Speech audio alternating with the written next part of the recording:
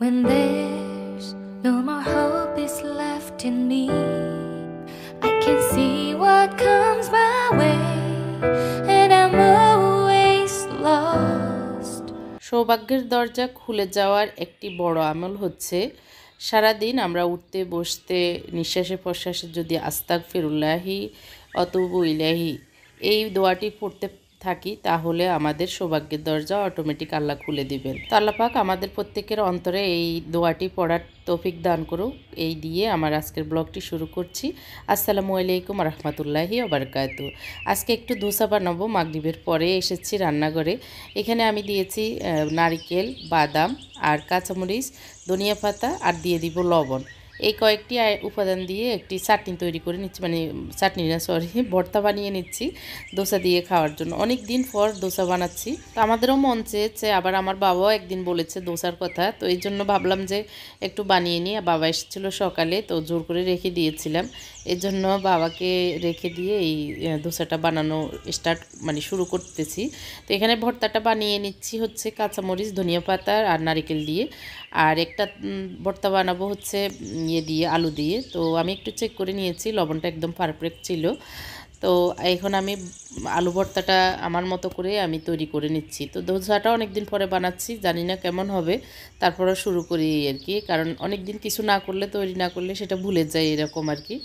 তো এখানে আমি একটু কারি পাতা দিয়েছি, কিন্তু তেলটা এত বেশি গরম হয়ে গেছে, একদম দিতে না দিতে চিটা পড়ে চারিদিক ভরে গেছে। তো একটু দিয়েছি জিরা আর আস্ত জিরা আর একটু সরিষা হলুদটা আর কি দিয়ে একটু ফোড়নটা দেওয়ার পরে পেঁয়াজ দিয়েছি, টমেটো দিচ্ছি আর হচ্ছে একটু কাঁচামরিচ কুচি করে দিয়েছি। সবগুলোকে একটু ভেজে নিব আগে। আর আমি আলুটা সিদ্ধ করে একটু ম্যাশ করে রেখেছি, তো ভালো করে একটু নেড়ে চেড়ে ভেজে নিচ্ছি। এখানে আবার এখন দিয়ে দিব শুকনো ইয়েগুলো, উপকরণগুলো একটু হালকা ভেজে নেওয়ার পরে একটু ঢাকনা দিয়েও ভেজে নিয়েছি, দেখতে পাচ্ছেন। তো লোহার কড়াইয়ের একটা ইয়ে হচ্ছে একদম গরম হলে এটা ঠান্ডা হতে অনেক সময় লাগে, যার কারণে পেঁয়াজগুলো একটু মনে হচ্ছে লালচে হয়ে গিয়েছে। তো এখানে লবণ দিয়েছি, হলুদ, মরিচ, আর এটা হচ্ছে রাঁধুনি মাংসের মশলা আর রাঁধুনি গরম মশলা দিয়েছি। তো একটু শুকনো শুকনো তেল, একটু কম হলেও আমি আর তেল দিব না, একটু পানি দিয়ে কষিয়ে নেব আর কি ইয়েগুলি, পেঁয়াজগুলি। তো রাঁধুনি মাংসের মশলা আর রাঁধুনি গরম মশলাটা দিলে আমার মনে হয় আর কি এই আলু ভর্তাটা অনেক টেস্ট হয়। আর এমনি নর্মালি যে জিরা ধনিয়া পাউডার দিয়ে করা হয় সেটার থেকে এই মশলার কারণে আমার মনে হয় এটা অনেক বেশি ভালো লাগে আর কি। এখানে আমি চাউলের গুঁড়া নিয়েছি, আর এখন যেগুলি দিয়ে দিচ্ছি মাসকলাইয়ের ডাল, মাসকলাইয়ের পাউডার। তো এখানে 3 টেবিল চামচ দিয়েছি, আর দিয়েছি মেথি পাউডার, লবণ পরিমাণ মতো। মেথি পাউডারটা 1 চামচ দিয়েছি, আর মাসকলাইয়ের ডালটা আমি আসলে এখন বুঝতেছি না কতটুকু দিলে ভালো হবে। একটু একটা দুইটা বানানোর পরে আবার দেখব, তারপরে আরেকটু আমি অ্যাড করব। তো এখানে এই যে মশলাগুলো হয়ে এসছে, এখন আমি আলুগুলো দিয়ে দিচ্ছি। এখানে আদা রসুন একটু দিয়েছি, প্রথমে দিতে ভুলে গিয়েছিলাম, এই জন্য এখন লাস্টে হলেও দিয়ে দিয়েছি। তো এখন আলু যে ম্যাশ করে রেখেছিলাম সেগুলো দিয়ে ভালো করে ভেজে নিব। তো এখানে প্রথমে হচ্ছে মশলার সাথে আলুগুলোকে মিক্স করা, এটা ভালোভাবে মিক্স করে একটু আগুনটা মিডিয়ামে রেখে ভালো করে ভেজে নেওয়া আর কি আলুর সাথে।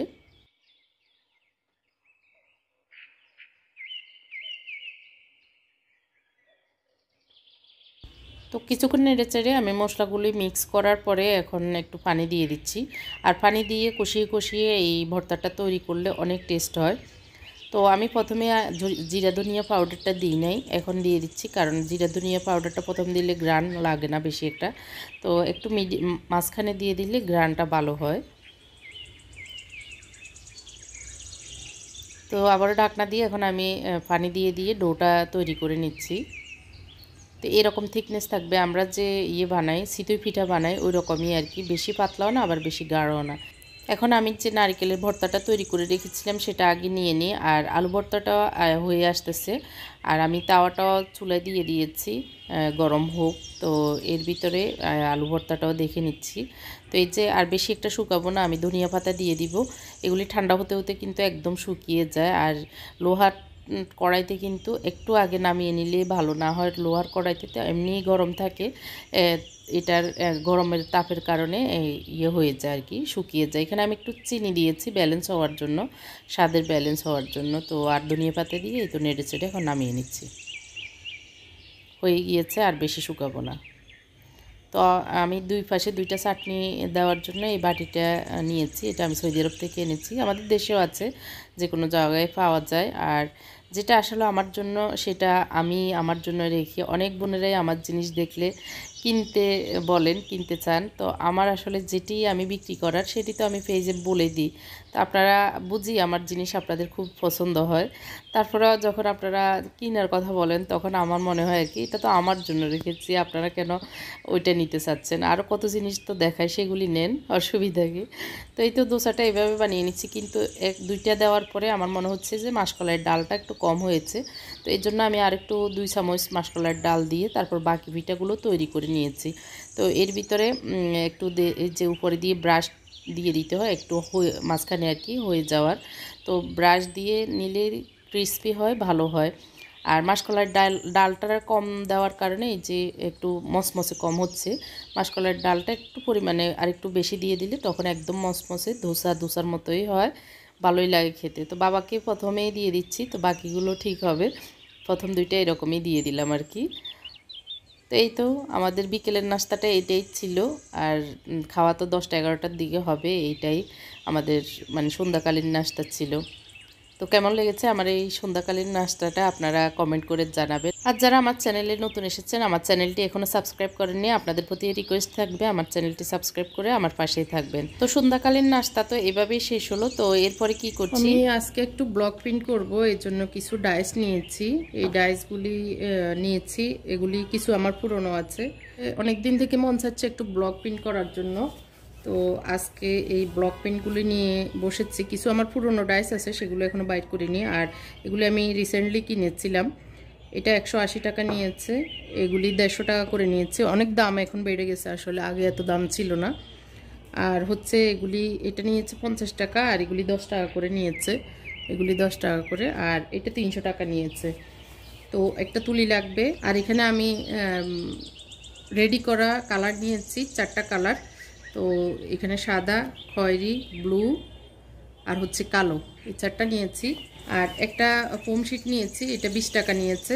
আর এগুলি কালারগুলি হচ্ছে 30 টাকা করে নিয়েছে। আমি খিলগাঁও তালতলা মার্কেটের 2য় তলা থেকে নিয়েছি, একটা দোকান থেকে। ওখানে সবই পাওয়া যায়, যারা হ্যান্ড পেন্টিং করতে চান বা ডিআইওয়াই করতে চান সবই ওখানে পাওয়া যায়। তো এগুলি নিয়েছি। আর আমি প্রথম অনেক দিন পর করতেছি, তাই একটা পুরনো কাপড়ে পুরনো একটা বেডশিটকে আমি করব, যাতে আমার হাতটা চালু হয় এবং হাতে এসে যায়। তো সেজন্য আমি একটা পুরনো বেডশিট এবং পুরনো 2টা কাপড়ে প্রিন্ট করব। তো এই জন্য প্রথমে আমাকে কি করতে হবে, এই ডাইসগুলি যেগুলি দিয়ে আমি করব, একটু ডাইসগুলি ভিজিয়ে দিতে হবে। তো এই জন্য আমি একটা বাটিতে পানি নিয়েছি, বাটি অথবা মগ যে কোনো কিছুতেই এগুলি ভিজিয়ে দিতে হবে আর কি। তো আমি এগুলি দিয়ে আজকে করব, দেখব বা আপনাদেরকেও দেখাবো। তো এগুলি ভিজিয়ে দিয়েছি, আর এটা দিয়ে করব না, এটা থাক, এটা ভিজতে থাকুক। আর এদিক দিয়ে আমি একটা ফোম শিট কেটে নিব। ফোম শিট আসলে অনেক দিন ইউজ করা যায়, এটা অল্প একটু এটুকুই, আসলে এটা হচ্ছে 20 টাকা নিয়েছে। তো আমি এখান থেকে এক টুকরা নিয়ে নিই।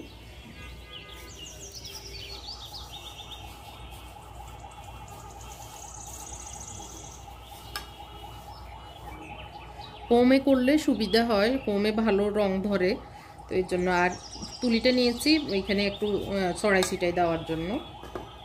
তো এটাকে এই পাশে রেখে দিয়ে আমি এখানে ইয়েটা বিছাই। তো এখন প্রায় আধা ঘন্টা পরে এসেছি। আর এই যে বালিশের কাভারটা নিয়েছি, এটা এক কালারের পুরানো বালিশের কাভার। তো এটাতে আমি করে আমার ট্রাই করতেছি। আর যারা আপনারা নতুন বিগিনার, একদম আমার মতো এইভাবেই কাজ শুরু করবেন, তাহলেই আপনাদেরও হাত এসে যাবে, বা আপনারাও ভুল কোথায় করছেন বা ভুল হচ্ছে কিনা সেটা আপনারাও টের পাবেন বা বুঝতে পারবেন আর কি। তো এখানে আমি সাদা কালার করব, এই জন্য সাদা কালার ঢেলে নিয়েছি। আর এই ডাইসটা নিয়েছি। আর অবশ্যই ভিজানো ডাইসগুলোকে ভালো করে সুতি কাপড় দিয়ে শুকিয়ে নিতে হবে, শুকনো করে তারপরে আপনারা কাজ শুরু করবেন। তো এখানে আমি এক সাইড থেকেই মানে সাইডে একটু করে নিচ্ছি। আর আমি প্রথমে সাদাই করে নিচ্ছি। আর আমার মনে হচ্ছে এই ইয়েতে বেগুনি কালারের সাদাটাই ভালো লাগবে, অন্য কোনো কালার দিলে মনে হচ্ছে ভালো হবে না, তো এই জন্য আমি এক কালারেই করছি। তো চিকন ডাইসটা দিয়ে এভাবে করে নিচ্ছি। আর আমি আবারও বলে নিচ্ছি, যারা আমার মতো অনেক দিন পর কাজ শুরু করছেন বা মন চাচ্ছে, তখন এইভাবে পুরনো কাপড়ে করে নেবেন। আরেক কথা হচ্ছে, খেয়াল রাখবেন যে আপনার মাথাটা কোন দিকে যাচ্ছে, আপনি কোন দিকে ডাইসটাকে ফিরিয়ে কাজ করতেছেন, এটা মাথায় রেখে কাজ করলে ভুল হবে না। না হয় ভুল হয়ে যাবে, এই পাশেরটা ওই পাশে হয়ে যাবে, এই দিকগুলো আপনাদের খেয়াল করতে হবে। তো আমি একটা নতুন বেডশিটে করব, এই জন্যই আমি এই পুরনো বেডশিটটাকে মানে পুরনো কাপড়টা ইউজ করে দেখতেছি কিভাবে করব। তো ইদানিং মন চাচ্ছে ব্লগ প্রিন্ট করার, মানে ব্লগ কিছু করার, তো এই জন্যই এই কাজগুলি করার চেষ্টা করছি। আর এই কালারগুলি যে হাতের কাজের লেসের দোকান, তারপরে সুই সুতার দোকান, ওই সব দোকানে পেয়ে যাবেন। ডাইস, তারপরে সুতা, যে কোনো কিছুই আর কি। তো এই ছোটো ডাইসটাকে দিয়ে আমি মাঝখানে একটা করে নিয়েছি স্কোয়ার সাইজের ডিজাইন, আর সাইডে আমি চিকন ইয়েটা দিয়ে ডাইসটা দিয়ে করেছি। তো এখন এরপরে মনে হচ্ছে যে একটু সবুজ দিয়ে দেখি কেমন হয়। যে কোনো কাজই শুরুর দিকে কিন্তু ভালো হয় না, তো এর জন্যই একটু বারবার রিপিট করলে বা রিহার্সাল করলে সেই কাজটা অনেক বেশি সুন্দর আর স্মুথ হয়, আর জিনিসটাও ভালো হয়, মানে হাত এসে যায় এটা আর কি। তো চেষ্টাই মেন কথা, আপনি দেরিতে হোক আর অল্প সময়ে হোক শুরু করবেন, তাহলে দেখবেন যে কোনো কাজ, এটা না, যে কোনো কাজই আপনি পেরে যাবেন। তো যখন ইচ্ছে করে তখনই শুরু করাটাই আমার মনে হয় উচিত। তো আমারও যখন যেটা মন চায় সেটাই করি, আলহামদুলিল্লাহ আল্লাহর সাহায্যে ব্রেনের দরজা খুলে যায়। তো আপনারা আমার জন্য দোয়া করবেন। আর আমি যে প্রথম কাভারটা করেছিলাম সেটার উপরে সবুজটা করেছিলাম, সাইডের এই মোটা বর্ডারটা। তো এখন আমার কাছে মনে হচ্ছে সবুজ কালারটা ভালো লাগে না, শুধু সাদা দিয়ে আরেকটা পিলো কাভার করে দেখেছি, অনেক ভালো লেগেছে। তো এইভাবেই আমার কাজগুলি করে যাচ্ছি, আপনারা দোয়া করবেন। আজকের মতো এখানেই বিদায় নিচ্ছি, আল্লাহ হাফেজ, আসসালামু আলাইকুম। আজকের ভিডিওটি ভালো লাগলে অবশ্যই কমেন্ট করে জানাবেন।